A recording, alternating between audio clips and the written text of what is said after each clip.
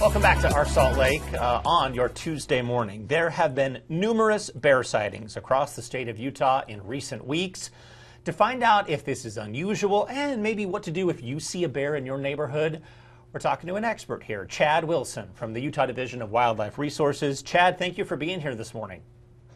Yeah, my pleasure.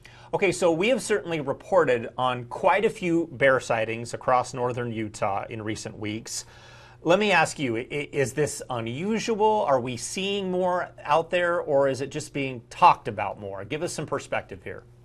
No, we're definitely seeing more bears come into the cities, into the towns. I think what's happening is we had drought, and on top of that, you have a poor snowpack here, and then we had a late freeze, which killed a lot of the crops. So I think bears right now, it's a tough time for them. They're just struggling to find food. So I think they're out searching in places where they usually don't look. Okay, so they're not able to find food basically in their normal areas, so to speak. Is that right? Right, yeah. When they're coming down into like neighborhoods, obviously here in Utah, we live really close to the mountains. It's not like we're far, so it's not like they have far to travel. Is that also part of the issue? Yeah. I mean, the closer to the mountains you are, the higher the likelihood of a bear or any other wildlife being in your yard, for sure. Well, what should people do if they see a bear in their neighborhood? Yeah, I think most of it starts with trying to prevent it, right? So if you don't leave your pet food out, leave other trash out, like anything that could potentially attract a bear, they have really good smelling. So even like bird feeders, our grills, if you leave your grill out, any of those things can attract it. But if you do see a bear, it's a wild animal, right? So they're not always predictable, but make yourself big, make noise, try to scare it away. Most of the times they're not looking for conflict either. So most of the times that does the trick, and they leave the area.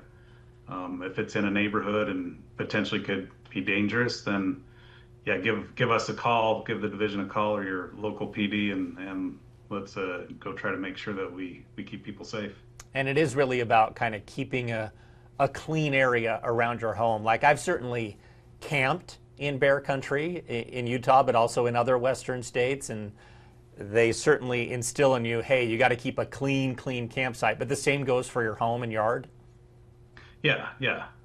Any of that stuff will attract bears in, and it's super important to keep it clean. I don't think that guarantees you that a bear is not going to come through, but I think it reduces it greatly.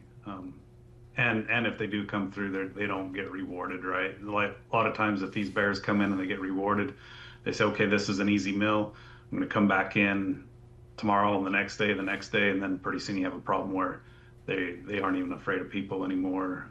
They're defending that food source that really shouldn't even be there. This is always a chance to educate people too, if they don't happen to know. What types of bears do we have in Utah? Yeah, we only have black bears. So sometimes you see the bear and they're not always black. So sometimes you might think, well, this isn't a black bear, but yeah, the black bear species comes in many different colors. So, but yeah, if you see a bear in Utah, it's a black bear. No grizzlies in Utah? No. So in what circumstances would a bear be caught and potentially euthanized, which I believe we did see in the Cache Valley, as opposed to maybe tranquilized and relocated? How do you handle these different types of sightings and encounters, basically? Yeah, and we have policies that we work through, but essentially when we almost tranquilize all of them, and we get those in hand, and then we can do an assessment of the bear. So this year is really hard because, like I said, there's not very much food out there for them. So that's the reason that they're in town in the first place. So a lot of these bears are coming in pretty skinny, they just don't have the food.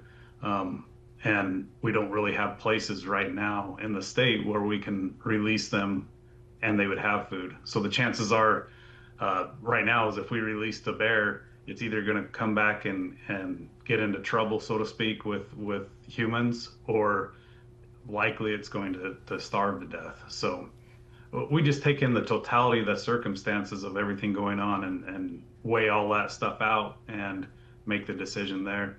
I will say we got into wildlife. We didn't get into wildlife to be able to euthanize animals. We love the animals. It's a really hard decision for us to make if we do have to euthanize it. It's really the last thing we want to do, and sometimes it's the humane and necessary thing to do.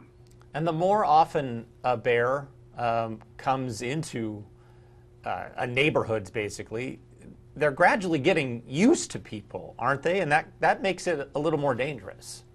Yeah, for sure. The more they get used to people, the more that they become brazen, the higher the risk of them attacking or yeah, hurting somebody. So for sure, the more we see them in a spot, the more that we have to take extra precautions, I guess, and try to remove that bear.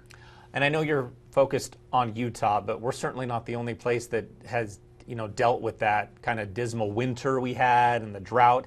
Is this happening, to your knowledge, in other places across the West too? Yeah, it's been busy enough here that I haven't kept up with the other states a lot, but I have seen some reports of like in Montana, them talking about having a crop failure, and at least having the potential to have a lot more bears. So I can't speak for them, but I would assume that yes, they're dealing with the same type of issues and problems that we're having here. Certainly, you said we're seeing more. How many do you typically see in a year? Is there a way to quantify what's normal and what we're seeing this year?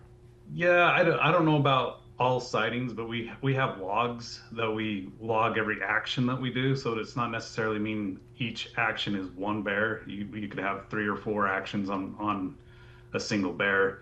But just I ran those numbers yesterday. We have 111 of those actions this year.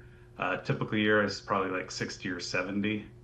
We still have 2 more months of this year to go. So yeah, I think we're running double it or even more, and it's really picked up the last 2 to 3 weeks. So yeah, it's significantly higher this year than what it has been in the past. So you mentioned that the Bears they're struggling. Is this going to have an impact, to your knowledge, on, I guess, overall bear numbers in Utah if they're already having trouble finding food before the fall? Yeah, it potentially could. There there are like what we're the other thing that we're seeing is most of these bears that are coming into town are either really young or really old. So I think the prime age bears, they're doing okay. They're probably the ones that are somewhat kicking the other bears out of the territory and causing them to come look in other places. But I think we'll still have a strong contingency of bears. It'll just be some of those young and the old ones that are probably going to suffer this year. And I guess let me end with this, because this just occurred to me. How many bears do we have in the state of Utah? Sort of a rough estimate. What's the bear population here? Yeah, that's a really good question and a really hard question to answer because bears have huge territories. They can come in and out, and they're secretive. So it's really hard to know how many total bears that we have. But I would say that we have a minimum of 1,900 adults in Utah. So yeah, I mean a decent amount. And are they spread out across the state? Would we see them in all corners of the state or just in certain areas? Yeah, the desert's not as much, but yes, you can see them statewide. Probably the most of our bears are kind of in the southeast and the northeast part of Utah and the Wasatch Front, the Wasatch Mountains. So yeah, probably the West Desert, you're not seeing as many, but otherwise, yeah, they can be all throughout the state. Okay, Chad Wilson, thank you so much for coming on to talk about this. We still have a lot of summer left, so potentially more sightings in the future. Thank you.